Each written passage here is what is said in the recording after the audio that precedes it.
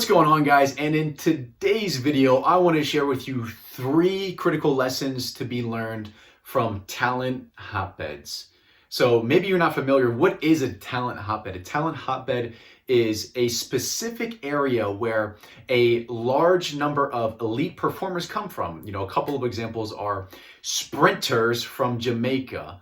It could be baseball players from the Dominican Republic.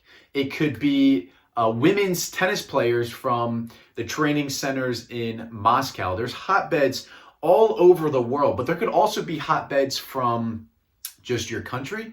There could also be hotbeds within your local state, but a hotbed is a concentrated area where a large number of elite performers come from.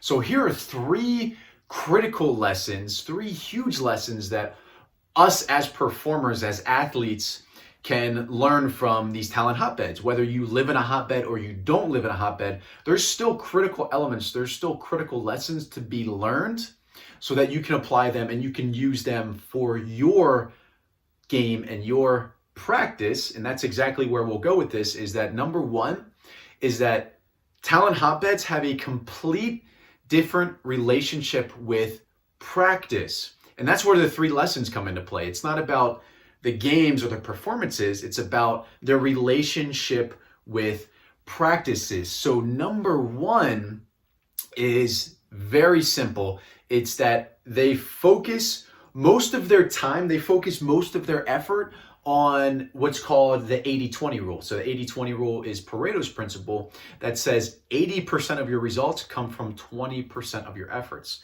So they practice the basics, they practice the fundamentals most of the time, and then the other percent of their time, the other 20% of their time is focused on those dynamic, those explosive, those plays that don't necessarily happen all the time, but that we all want to go out and practice. The second lesson to learn from elite hotbeds is this. A lot of us as athletes growing up, we always want to play with better competition, right? But talent hotbeds have a unique relationship with different age groups. So it's twofold. It goes in both directions.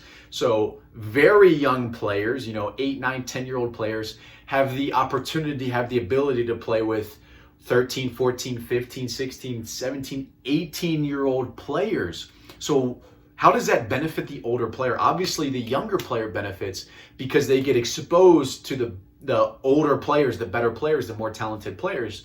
But it also benefits the older players because the older players have a duty, have an obligation to help the younger players. And there's no better way to master your craft. There's no better way to become an expert at what you're doing than to help others do it.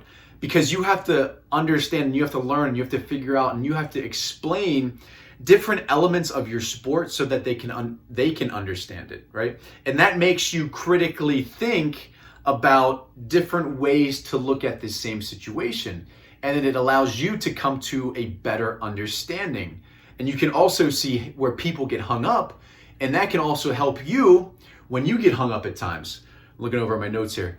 The third lesson to be learned from talent hotbeds is that they get immediate feedback. So think about the traditional school system, right? The traditional school system is you take a test, you give it to your teacher, or you submit it online, wherever, and then you get your score back maybe a couple hours later, maybe a couple of days later, maybe a couple of weeks later, right?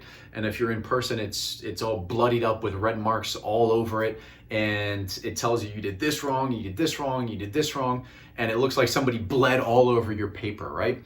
But in these talent hotbeds, their tests, they don't get feedback days later. They don't get feedback hours later. Their coaches and their other players that are with them, that are helping them, give them immediate feedback.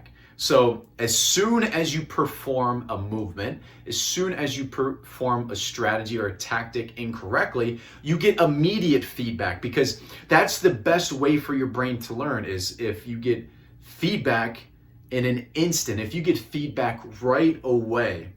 That tells your body, that tells your brain, that tells your entire nervous system, that says, okay, this was incorrect. I want to try to do it this way so that you can make the adjustment quickly. Because one of the most difficult things to do as an athlete is unlearn an incorrect movement, right? And you actually don't unlearn it. You actually have to replace it with the correct pattern. But you don't want to ingrain an incorrect pattern, an incorrect movement, an incorrect habit, an incorrect way of thinking, and then have to correct it way down the line, because it becomes much more difficult to quote unquote fix it, right? If you get immediate feedback, then the adjustment becomes much easier and much quicker. So 3 lessons to be learned from talent hotbeds all over the world. There's a ton of great information out there. There's the books like The Sports Gene, The Talent Code, The Little Book of Talent, but great resource to go check it out. I just wanted to share with you guys 3 lessons to be learned from talent hotbeds. If you don't live in a hotbed yourself, you can take these lessons and specifically implement them into your own training so that you can reap the same rewards that they're receiving. So wish you guys nothing but the best. We'll see you on the next video. Hey, I hope you enjoyed that episode. If you did, please smash that subscribe button down below and leave your questions in the comment section, because that's the inspiration behind these videos to help serve you guys specifically with what you're struggling with.